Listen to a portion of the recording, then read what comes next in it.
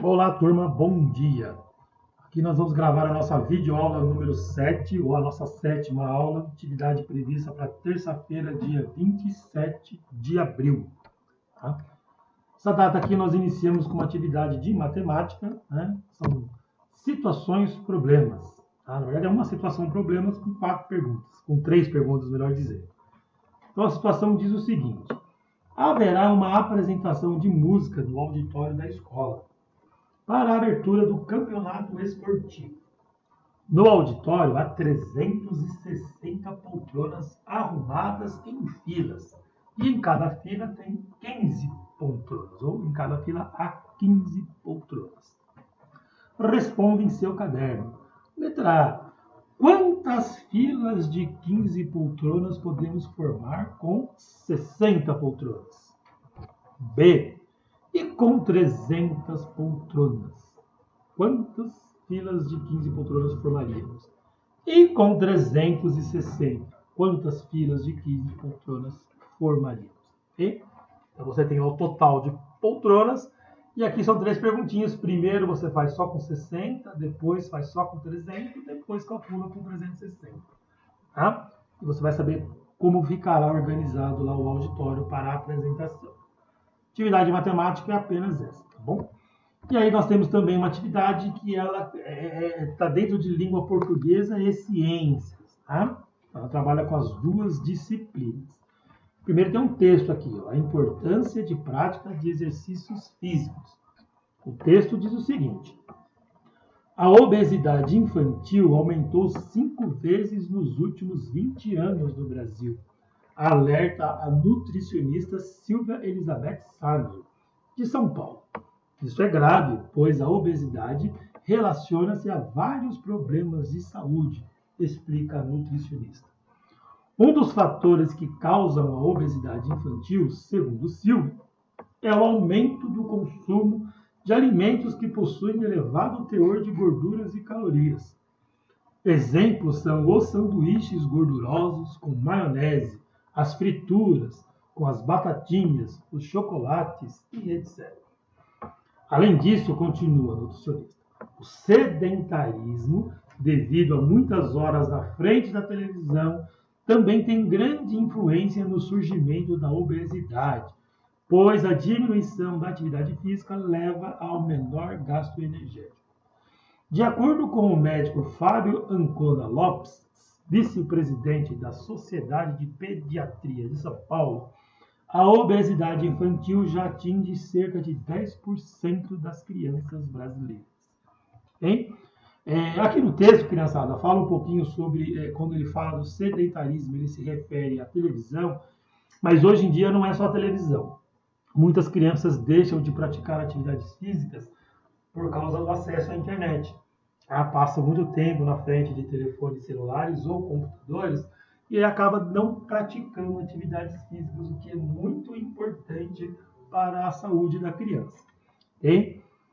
Além, é claro, da alimentação inadequada, como diz o início do texto lá. Ó. Lanches, batatinhas, são comidas gostosas, são uma delícia comer essas comidinhas, mas são comidas que fazem mal quando são consumidas em excesso. Então, uma vez ou outra, é claro que não tem problema. O problema é que as crianças, hoje em dia, e não só as crianças, mas a população como um todo se alimenta muito mal todos os dias.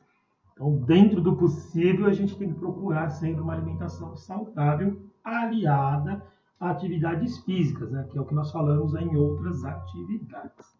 Okay? E aí vem as tarefas. Ó. Com base no textos e dados apresentados, responda em seu caderno. 1.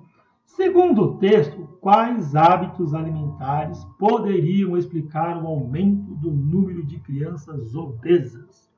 2.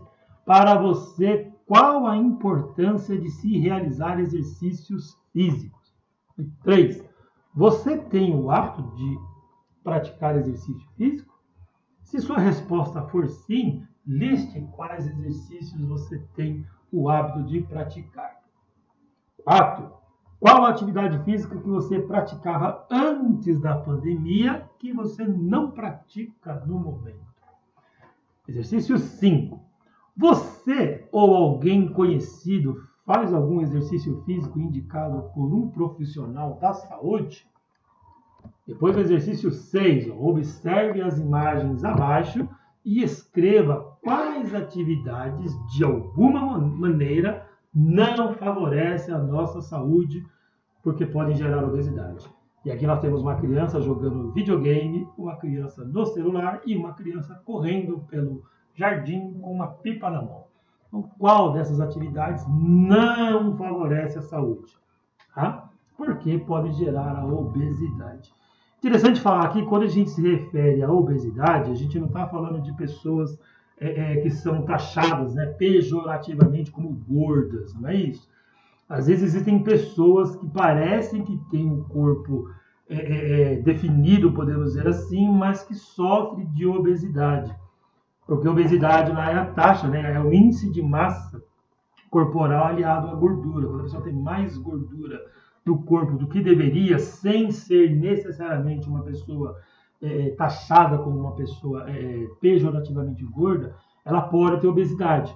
Às vezes a pessoa está 1 ou 2 quilos acima do peso ideal e já está obesa porque o índice de gordura dentro lá, né, do seu organismo é maior do que deveria, ok? Então existem pessoas que elas não têm um corpo, né, muito acima do peso ideal, mas que sofrem de obesidade. E existem, né, níveis de obesidade até chegar no nível mais grave, que é a obesidade mórbida, tá?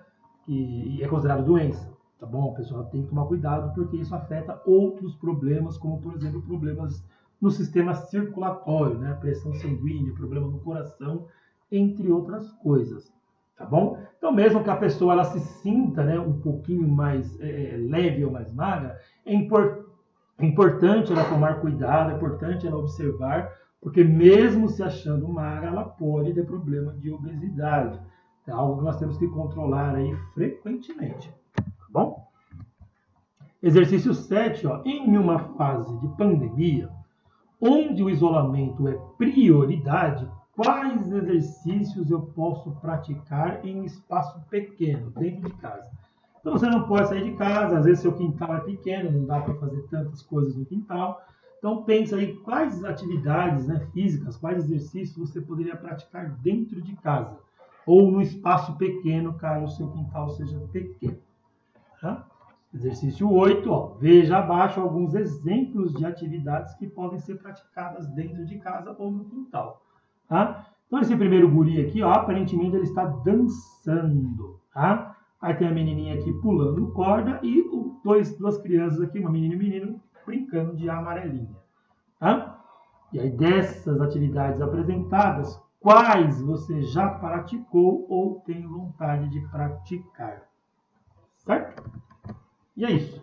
Essas são as atividades de hoje. Se tiver dúvidas, chamem o Pro no WhatsApp. Fiquem com Deus. Tchau, tchau.